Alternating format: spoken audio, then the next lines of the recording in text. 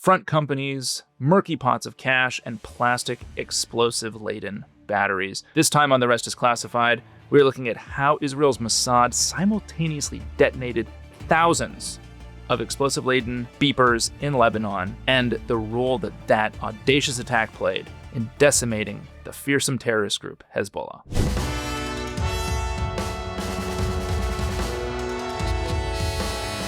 Well, welcome to The Rest is Classified. I'm Gordon Carrera. And I'm David McCloskey. Now, last time, David, we looked at the background to Hezbollah, but we also looked at the way Hezbollah had moved towards pagers thinking they were more secure than cell phones. The Israelis had realized this and then created a set of front companies and organizations, a supply chain to build pagers. But I guess the question is, they've got to get those pagers into the hands of Hezbollah, and they've got to be sure that they're going to do what they hope they do. The Israelis have, by maybe 2023, set the trap effectively. They've got this global brand that makes it all look respectable, right? Gold Apollo. Their pagers will have the Gold Apollo brand on them. The Israelis have a fabrication front, which we speculated about, and this is one of the unanswered questions, is where were these things actually, sort of fabricated? We don't know yet. But there's a fabrication front financed through this very shadowy web of shell companies and middlemen, some of whom don't actually exist and all of whom have since disappeared. But you need a front door for Hezbollah buyers to walk through. And in September of 2023, so a year prior to the pager attacks, web pages and images featuring a very particular type of pager, and critically, a very particular type of battery, are added to a website, ApolloSystemsHK.com. And Apollo Systems, advertising this gear, says it has a license to distribute Gold Apollo products. Now, if you remember back to episode 1, this woman named Teresa Wu, who used to work at Gold Apollo and who is now working for an Austrian who we only know as Tom, probably an Israeli intelligence officer or asset.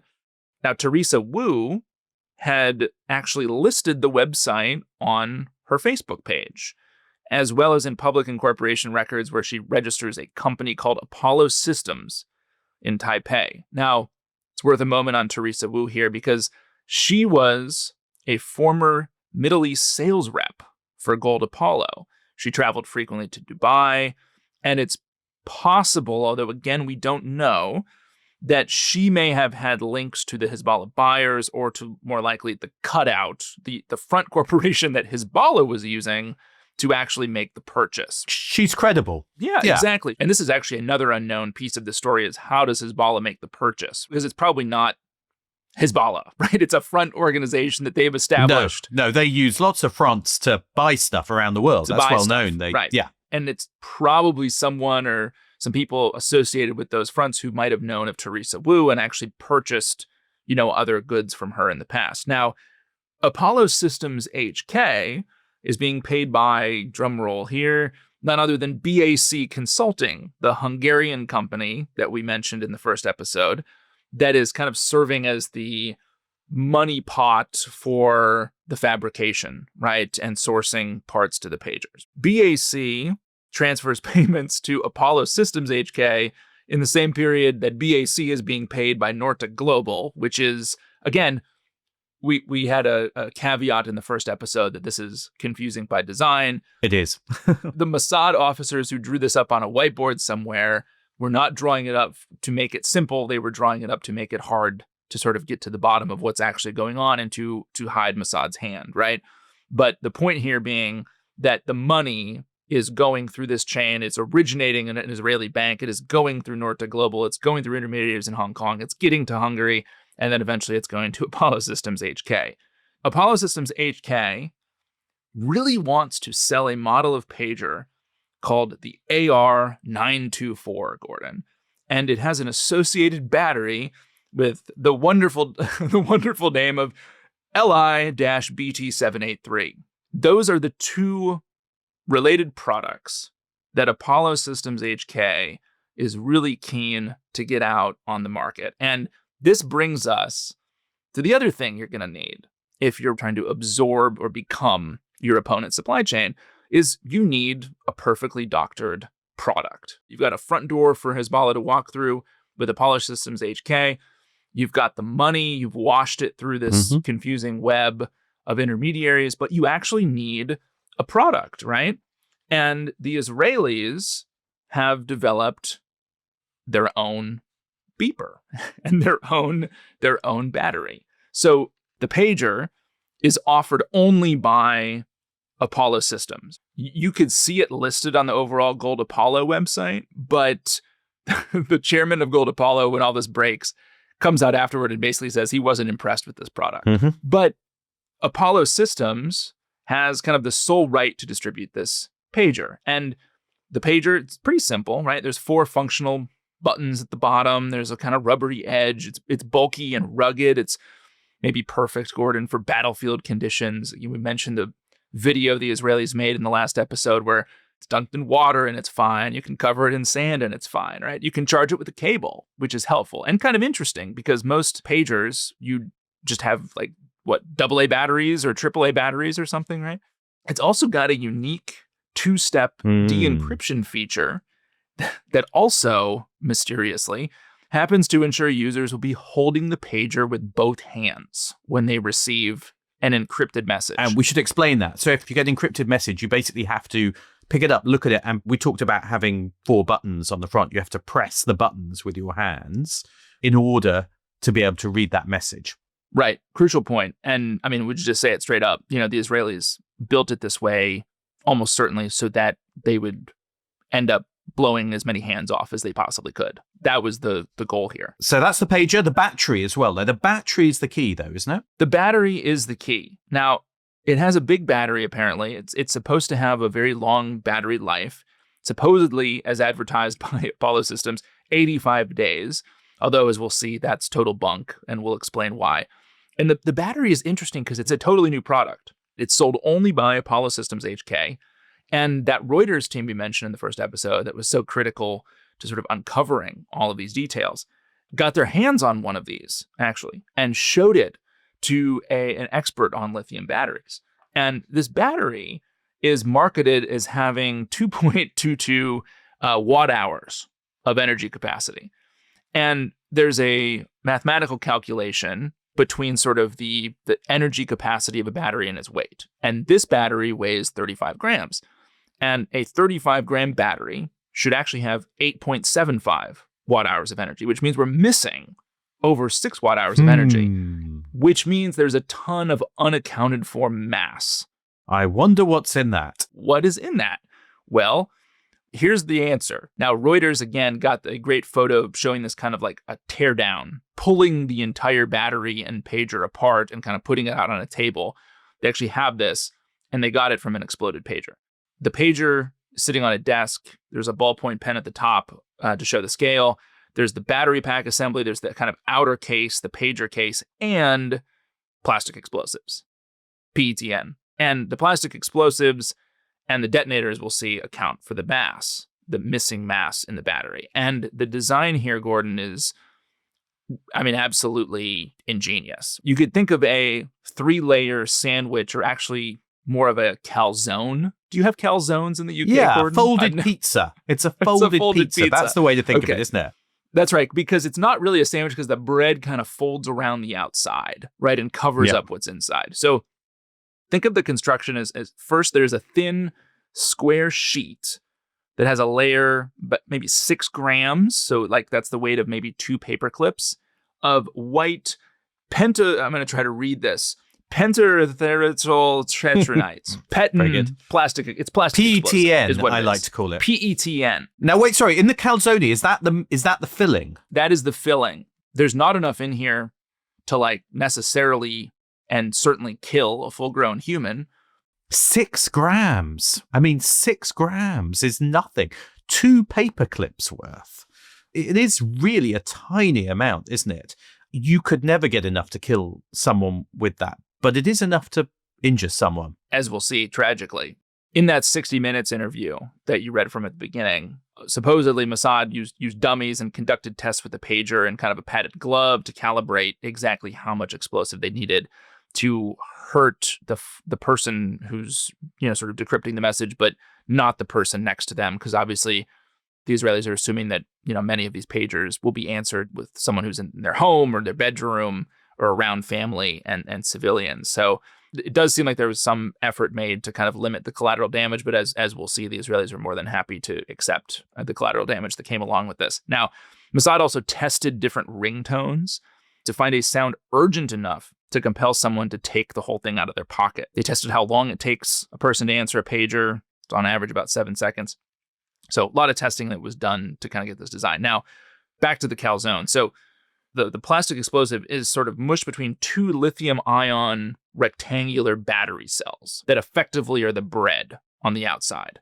Now, those regular battery cells are a little bit longer than the plastic explosive layer, which inside that kind of inner core means there's room for a thin strip of something else. And that remaining space between the sort of battery cell bread or the breading and the cheese of the plastic explosive is a thin strip of highly flammable material that acts as a detonator.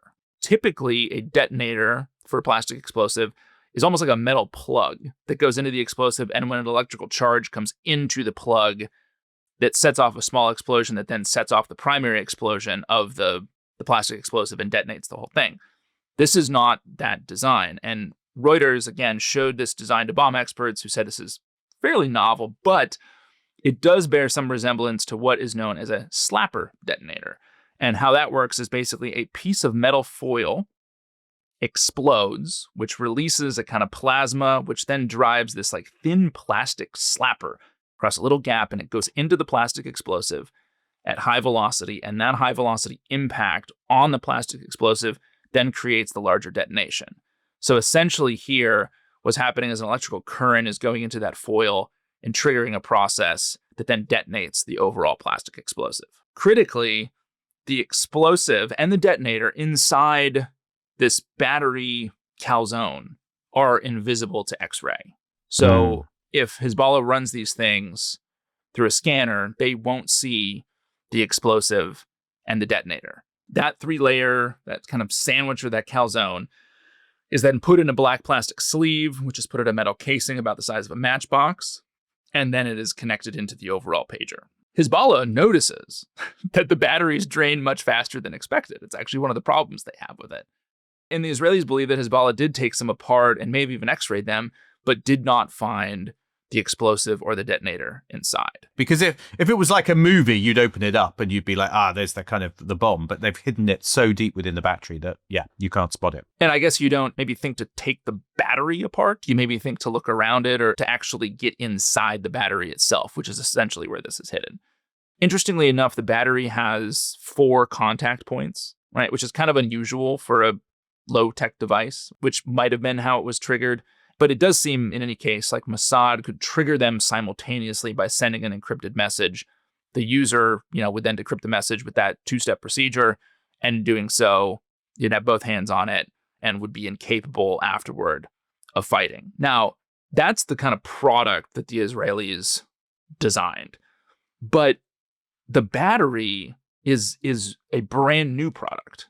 And so the battery has this problem. It's not backstopped effectively, the cover story, right? Because it's just brand new. And again, if you're a Hezbollah procurement guy, you don't want to take risk on a brand new battery, right? You might not even suspect it's the Israelis. You might be like, this is some cheap piece of junk thing that's brand new and there's no reviews on it. So how do you solve that problem if you're the Israelis? Well, you need a legend, you need a cover story, you need to backstop the battery. So if Hezbollah goes digging, there's information.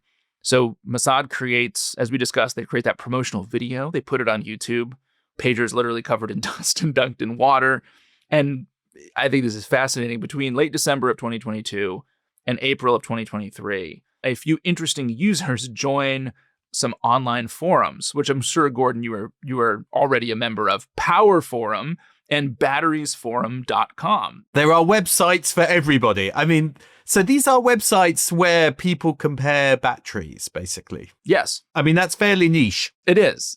But if you start to search for for this battery for information on it, Hezbollah would have come across posts like this one. The battery LIBT783 does not have a brand. Does anyone know the company and what that implies about the product? 2 months later, a user named Mike Vogue posts, sometimes there is no brand name on batteries. I know this product. It's got a great data sheet and great performance. Maybe you could ask the company to send you these batteries with your own branding. Now, I have to say, this is a great exchange, because you look at this exchange and you go, the only people buying these, we think, are Hezbollah operatives or whoever's buying them on their behalf. So this is possibly a Hezbollah guy going, I'd like a customer review. It's the equivalent of like looking for how many stars does my Airbnb have? And then someone's replying, and the only people who are using these batteries at this point, because no one else is using them, they're not for general sale. The only people who've got any are Mossad. So I'm assuming the reply is probably from a Mossad officer or a cutout or someone that they're using. So it does feel like that this exchange is possibly between Hezbollah and Mossad. Hezbollah and Mossad. Hezbollah and Mossad are having a conversation on a review of a battery forum, basically. I mean, it's just kind of nuts. I like to think that the time lag in the 2 months was that one of the Hezbollah buyers or a cutout legitimately posts something on here trying to figure out where this battery is from and if anyone's used it.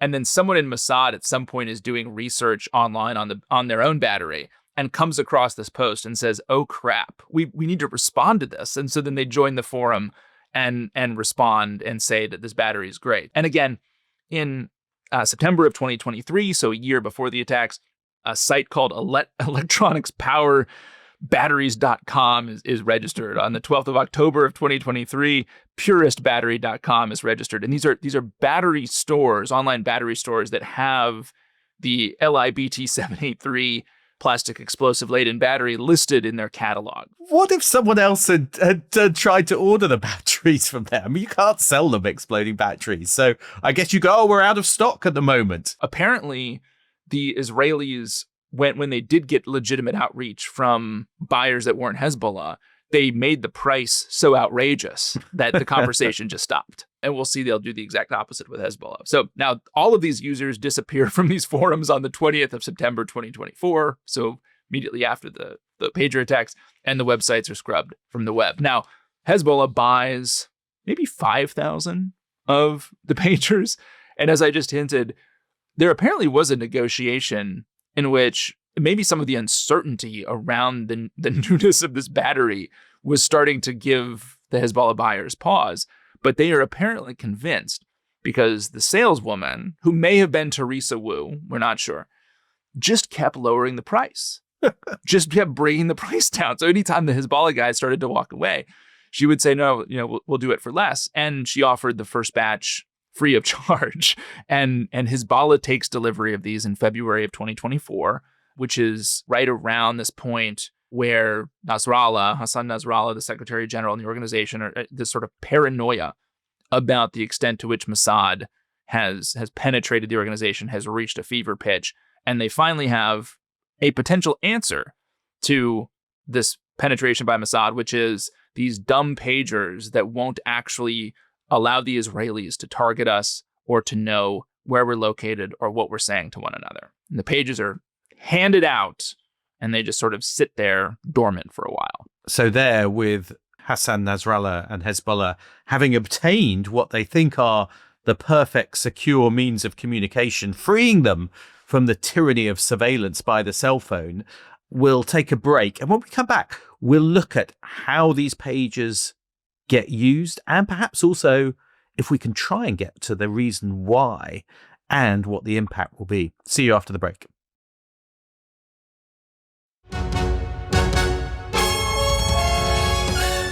Welcome back. So Hezbollah has taken delivery at these remarkably cut price pages, which have been mysteriously supplied to them by someone, which this never happens to me, who's keeps lowering the price until you buy something. But they've got them, unbeknownst to them, what's hidden inside.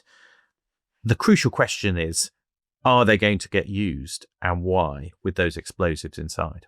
That's right. And this is probably the point to bring the conversation directly into kind of the Israeli decision-making calculus, because Hezbollah's got these things, And as we had mentioned in the first episode, the Israelis, by the time we hit the fall, or I guess autumn, Gordon, of 2024, they are in this kind of war of attrition with Hezbollah. Low-level conflict, isn't it? It has been deadly, but you're right. It is a low-level conflict between Israel and Hezbollah that is going on in the north as the Israelis are fighting in Gaza.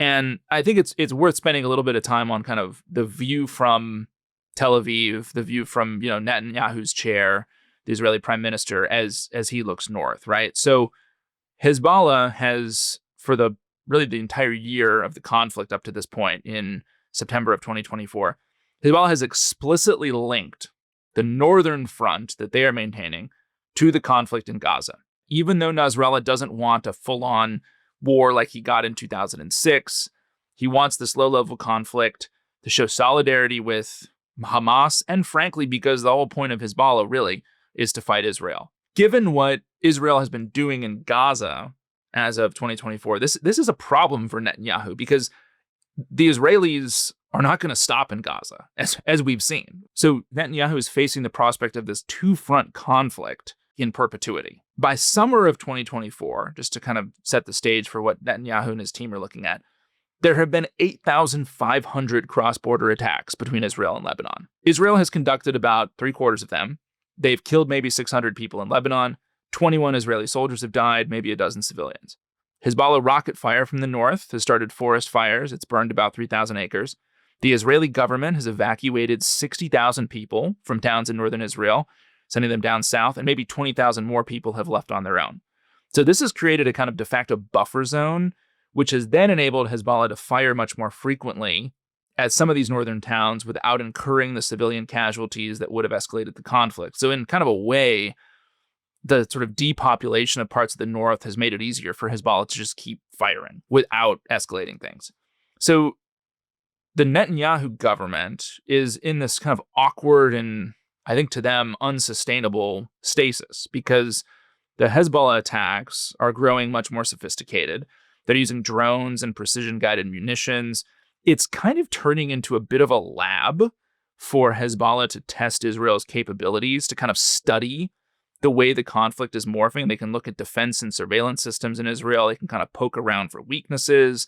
And in the summer of 2024, Hezbollah has actually begun hitting Israeli positions with drones, in some cases without triggering air raid sirens. Hezbollah is sort of getting better at targeting the Israelis over the course of this conflict. And crucially, we mentioned in the last episode that one of the things that had spooked Hassan Nasrallah was the assassinations by Israel of elite Hezbollah commandos, members of this Radwan force. And what the Israelis are concerned about in 2024, and I think we should say, I'm not sure how justified it is, but they are legitimately concerned about it, is that these Hezbollah Radwan forces, which are their kind of special operations units, might be considering or planning a kind of 7 October style attack across the northern border.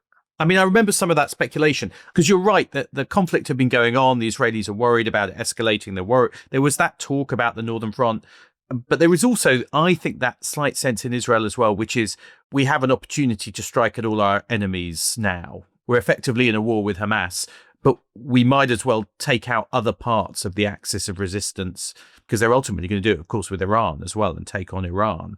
And Hezbollah is part of that. You feel like they are also seeking to use the moment and the opportunity to basically go after their enemies as hard as they can. I agree, it's hard to really be sure what the justification is versus the reality. And it might have been different as well between some of the military and some of the politicians, because we know there are some differences there in Israel. And there is this question, I think, with the pages as well, whether there was a fear that the capability, which they've obviously put a huge amount of effort into to put in place, could expire, or it could be discovered and therefore needed to be used. So I think there is an element of mystery, isn't there, as to exactly why they decide to go for it at this moment. I think you're right on all counts. I mean, it had been, I think, Israeli, I don't know, policy, but certainly, sort of the aspiration was that eventually Hezbollah would be pushed sort of back from the border in the north, pushed north of the Litani River, and forced to comply with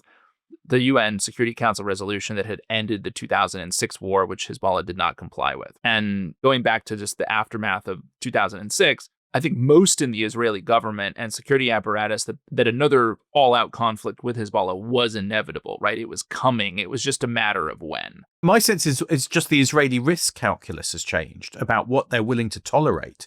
Their willingness to tolerate things post-October the 7th has changed, whether that's Hezbollah doing things north or whether it's Iran and its nuclear program. And that rather than it being a specific threat, they just made this decision. We're not going to tolerate these threats being on our border anymore because our kind of mentality has changed post-October the 7th, and they're going to go for it. But I do remember at the time, there was definitely reporting, and I don't think it was ever confirmed, that someone in Hezbollah was also getting onto the pages and might have discovered something about them, and that was also a kind of trigger for Israel doing it. I think it is a both and situation, not an either or. I mean, I think that Netanyahu and the people around him both thought that sort of a decisive burst of violence was in order to essentially reestablish deterrence with Hezbollah, but also to potentially do significant damage to the organization.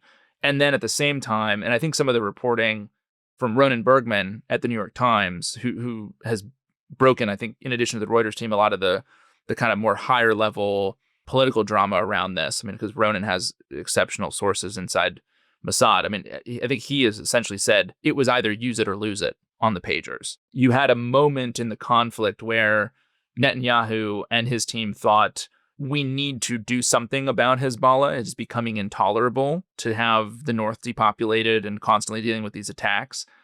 And at the same time, we have this tremendous capability that's going to go away if we don't do anything, right? So I think both of those sort of streams connect. It's interesting, though, because obviously there's tremendous risk to not doing something. And there's also huge risks if you do something, too, because you think about what happened in 2006. And if this burst of violence leads you into a sort of an unwinnable conflict like you faced nearly 20 years earlier, maybe the Iranians join in, too, you end up potentially with a disastrous situation. Now, what would you have done in this case, Gordon, if you were Benjamin Netanyahu? I'm not sure I've put myself in Benjamin Netanyahu's shoes. That's not a place I'd willingly put myself. You don't want to be the Prime Minister of Israel right now? It's an interesting one. If you've built up that capability, I think, and if you think it might be discovered, whether you trigger it, I think that's an interesting call, whatever the risks are. It's a tricky one, but I guess, I mean, all we know is that there's going to be a decision which must have come from the highest level in Israel. I mean, that's got to be a kind of prime ministerial decision to do that. And so it is mid-afternoon in Lebanon on the 17th of September, 2024. Hezbollah, Gordon, apparently had actually handed out more of the pagers after conducting checks on them that morning. And in Arabic, a message appears on the screen which says, "You have received an encrypted message." Which, of course, means you've got to pull it up, push the two buttons simultaneously to decrypt it. At around 3:30 p.m. local, the explosions begin. And, we should say the sort of scene is, in many of these cases, is absolutely horrific, right? Many of the victims, again, because as you read up front, the intent here wasn't necessarily to kill people. It was to dramatically injure them, right? So victims are rushed to the hospital. Many have eye injuries. They're missing fingers. They have holes in their abdomens. Reuters witnesses saw a bunch of this sort of indicating like how close the devices must have been to these people at the time of detonation. The blast apparently sent grown men flying off motorcycles, slamming into the walls. I remember a famous one of a guy who's just at a market and he's walking along by the fruit market and you just see this kind of bang next to him and he falls over. It's astonishing. And in some cases, hands literally fly off of victims' bodies. I mean, and there's some real tragic cases in here. I mean, in one case in a village out in the Bekaa Valley, there's a young girl named Fatima Abdullah who just come home from her first day of fourth grade. She hears the beeper going off, according to her aunt, and she picks up the device to take it to her dad and was holding it when it exploded. So she's a 9-year-old innocent girl. One of the injured was apparently the Iranian ambassador to Lebanon. And then less than a minute later, the Israelis detonate the rest of them, the ones that someone didn't decrypt the message, and the rest of them blow up. Now, The early social media reports speculate that it's a firmware hack that's actually designed to overheat the battery and trigger an explosion. Yeah, there was a lot of speculation that instantly people, it's a cyber attack, because everyone's so attuned to cyber attacks that somehow a cyber attack had sent a message to these things to overheat the battery. A bit like, lithium ion batteries on planes sometimes catch fire. But it was pretty obvious straight away. They heat up and catch fire in those situations. If you overheat a battery, they do not go bang like that. Because I can remember this very vividly, covering it on the day. It was obvious very quickly that this was not a cyber attack overheating a battery in that sense, but was something kind of very, very different. And then the next day, on the 18th of September, remember those walkie-talkies we talked about that the Israelis had rigged up years earlier with explosives? Those blow up in the same way. And across both of these sort of operations, at least 37 people are killed, including at least 2 children. 3,000 people are injured, including a bunch of civilians. And it really, I think, is the opening salvo of an Israeli attempt to sort of reestablish deterrence with Hezbollah and to do precisely what the Israelis were unable to do in 2006, which is really flatten morale inside the organization and deal a blow to its ability to actually have command and control during a conflict. Yeah, I mean, one of the things we maybe should have thought about, discussed a little bit, is who actually was given these pages, because thousands were given out. And it looks like it's not just top military commanders in Hezbollah, is it? And it goes back to how we explained what Hezbollah was, which is it's a terrorist organization, but it's also part of the state. And it has a kind of reservist militia. It has thousands of people who are, if you like, on their books to fight, even if they are not soldiers on the front line fighting that day. And those are a lot of the people, it looks like, who had these pages, because I'm guessing that these were people who might be summoned to duty to fight for Hezbollah by a pager message, because there are pictures of people just shopping in a market who are suddenly getting these going off. This is not all fighters on the front lines in a battle.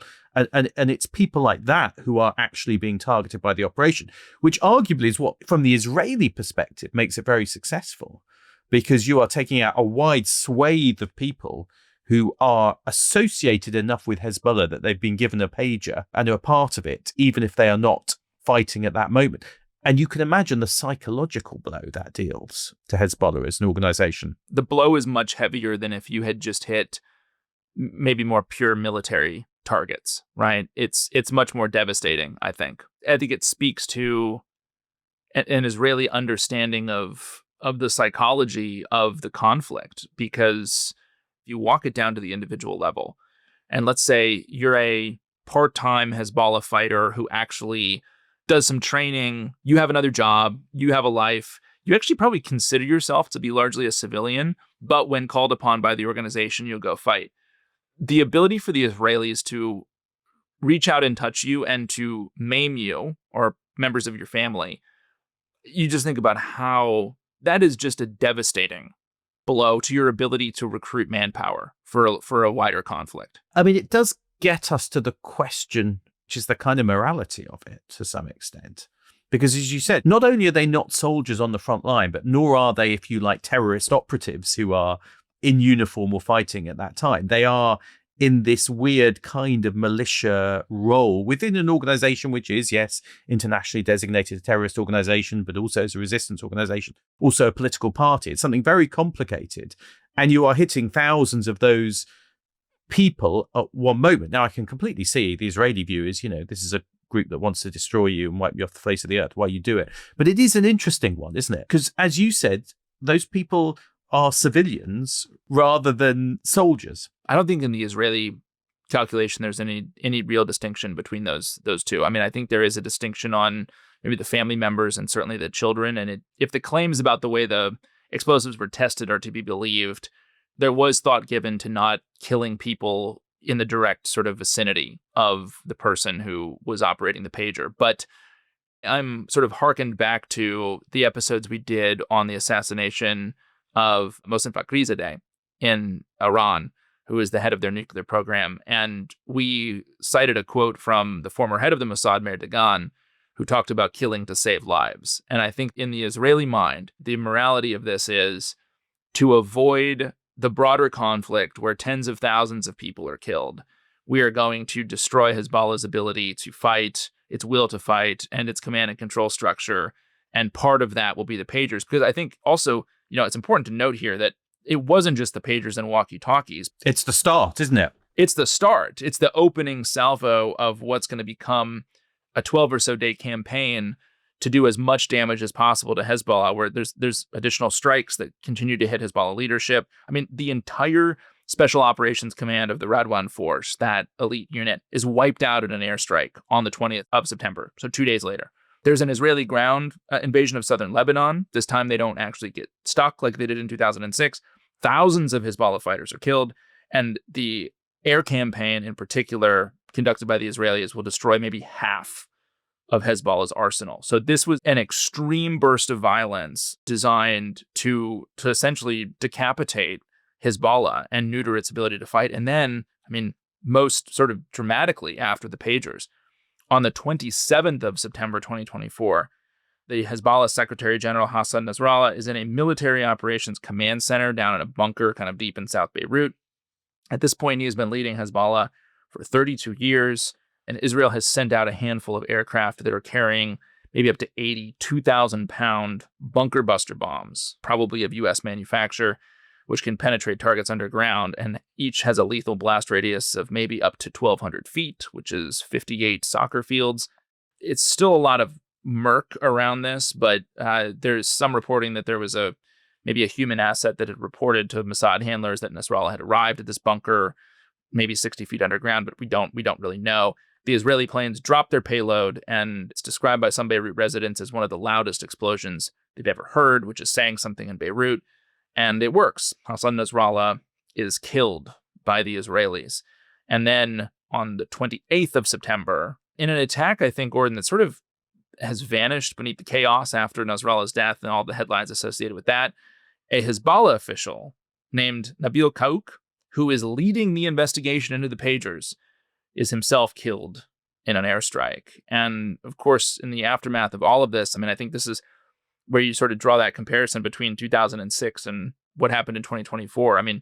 Hezbollah's ability to sort of run itself as an organization is, really destroyed. And the Israelis, as they always do in these things, don't claim responsibility. But very interestingly, when Prime Minister Benjamin Netanyahu goes to Washington to meet Donald Trump in early 2025, he gifts him a golden pager. So that's claiming responsibility there without claiming responsibility, isn't it? Yeah, of all the gifts. It is an astonishing story. It's one of the more astonishing operations in recent years. I guess we've talked a bit about the morality of it, which I think is more complicated than some other covert operations that we've seen. And we do know innocent people were killed. We would be remiss if we didn't say that there's that Israeli perspective of killing to save lives. And then on the other side, there would be the perspective that, this is a terrorist attack. Yeah, because you're basically attacking civilians. You're blowing up a civilian device to attack a lot of people who are, we discussed the kind of ambiguity of the status, but in many ways, certainly not traditional military targets. So it is a complicated one, that one.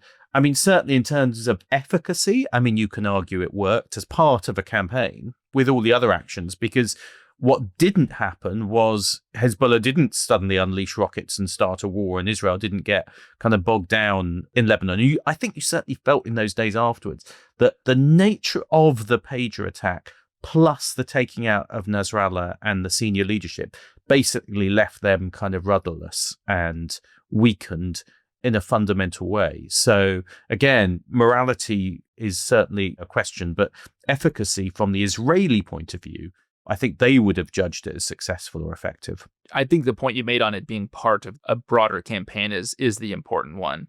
And I think to show the achievement of that campaign, and the pager attack played a role. After the attack, Hassan Nasrallah, who at that point is still alive on the 17th of September, he gives a speech, and he essentially says, Hezbollah won't surrender. We're not going to give up. And then 12 days later, after he's dead, Hezbollah agrees to a ceasefire. It's not a full surrender, but essentially admits defeat. And it's a very unfavorable ceasefire to Hezbollah, right? They agree to withdraw weaponry from south of the Litani River. And now, even a year later, they're sort of a growing chorus of international actors and Lebanese who were saying Hezbollah needs to put down his weapons, finally. I think the efficacy piece is actually a pretty clear story. The Israelis won this round tremendously, and in part that was because of this pager operation. Yeah, and then the other broader thing that I think is so interesting about it is this notion of supply chain attacks. And it's interesting because, in the last few years, whenever people have talked to me about supply chain attacks, they've normally been talked about cyber vulnerabilities. Is there a kind of backdoor in this piece of software or this piece of kit, or is a defense company buying something from a supplier, and is that supplier, have they been penetrated by the Russian or Chinese cyber intelligence hackers to kind of get in then to the American system? But this is about a very physical supply chain hack to get inside that supply chain, and also I think to play on people's fears about communications and communication security. And I think that element of it is particularly interesting. I mean, modern supply chains offer just so much surface area for an adversary to muck around with you. I mean, as this story shows, because you have to think in the grand scheme of things, how important were these pagers to Hezbollah's kind of overall architecture and supply chain? Like I would wager prior to this, it didn't seem all that important. It wasn't way down at the bottom, but it wasn't the sophisticated sort of military equipment and all the supporting architecture that they would need to sustain it, right? It was somewhere down the line. I mean, looking kind of at just how complicated a modern supply chain is. I mean, the average American aerospace company, Gordon, relies on 200 tier 1 suppliers. So those are companies that directly provide materials for the manufacture of an airplane, and as many as 12,000 tier 2 or higher suppliers. So suppliers that are then supplying the tier 1. So you think about just the amount of space there is. If you are trying to sabotage a weapons system, if you are trying to gain access to someone's production facilities, like it's astounding how much opportunity there is here. And that is a global point for spy services, irrespective of what's going on in Lebanon with Israel and Hezbollah. That's right. I think it really highlights that vulnerability and what can be done with it. And you can bet that after this operation, not only is everyone looking at their kind of pagers and electronic devices, but, what else could be done through those kind of supply chains? I mean, I remember at the time it was noted that, not many people used pagers, actually. And I think it was Hezbollah and Britain's National Health Service, which I think had 10% of the world's supply of pagers. You're in good company, Gordon. Those were the two groups who are basically still using pagers. So, but the problem in the future is not going to be pagers. It's going to be something else within that supply chain, which someone is going to weaponize and use and cause trouble and either spy or sabotage. So I think it's a really interesting story, both in the context of Israel and Hezbollah, but also about technology risk and dependency, I think. I agree. I think that's a great place to end it, Gordon. I mean, we should note that this story isn't done because, Gordon, there's a club episode coming out on Friday, an interview that we've conducted with James Pearson, who's on the Reuters team, who broke the story. And we're going to have a fascinating discussion with him all about kind of how this story broke and many of the interesting tools that he and his team used to get to the bottom of exactly how the Israelis built this pager and this battery. So go join the club and give that one a listen. It's an absolutely cracking interview. Yeah, I found it fascinating because it is about how you investigate companies, front companies, how you do kind of open source intelligence and investigations, as a journalist as well as an intelligence agency. So it gives a real insight, not just into this operation, but more broadly, what the kind of tools an investigator can use, which are out there. So thanks for listening, everybody, and we'll see you next time. We'll see you next time.